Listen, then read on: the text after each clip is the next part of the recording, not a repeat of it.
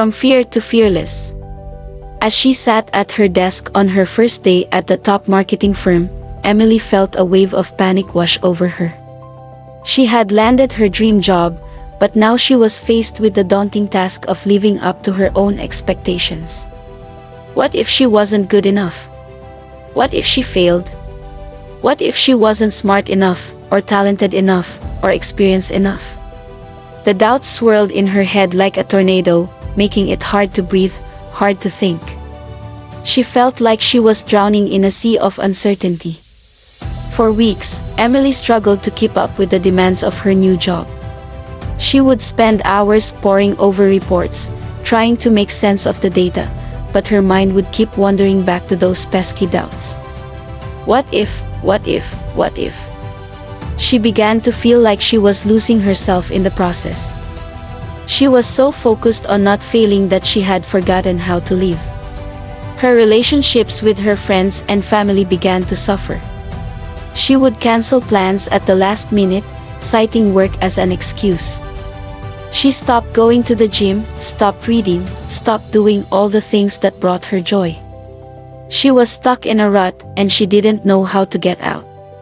One day, her boss called her into her office and asked her how she was doing.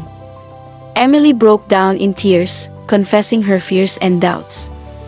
Her boss, Rachel, listened patiently, nodding her head. She had been in Emily's shoes before, and she knew exactly what it felt like to be paralyzed by fear. Fear is not the enemy, Rachel said, as Emily wiped away her tears. Fear is a signal that you're on the verge of something amazing. The key is to face your fears head-on, to lean into them, rather than letting them hold you back. Rachel's words struck a chord deep within Emily.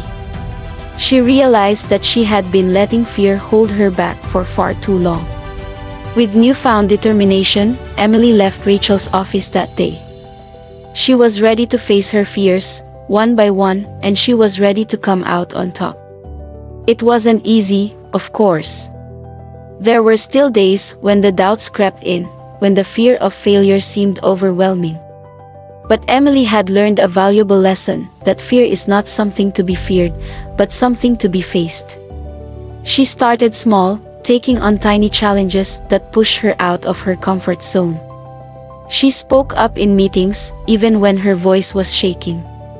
She took on new projects, even when she wasn't sure she was ready. And slowly but surely, Emily began to build her confidence. She started to see that she was capable of more than she ever thought possible. She remembered the day she landed her first big client. She was nervous, of course, but she was also excited. She knew that she had worked hard for this moment, and she was ready to seize it. As she walked out of the meeting room, contract in hand, Emily felt a sense of pride and accomplishment that she had never felt before. She had faced her fears, and she had come out on top.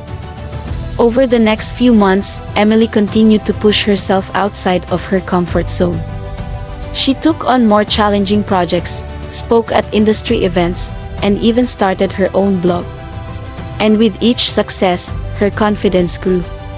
She started to see herself as a capable, competent, and fearless individual. Emily's transformation didn't go unnoticed.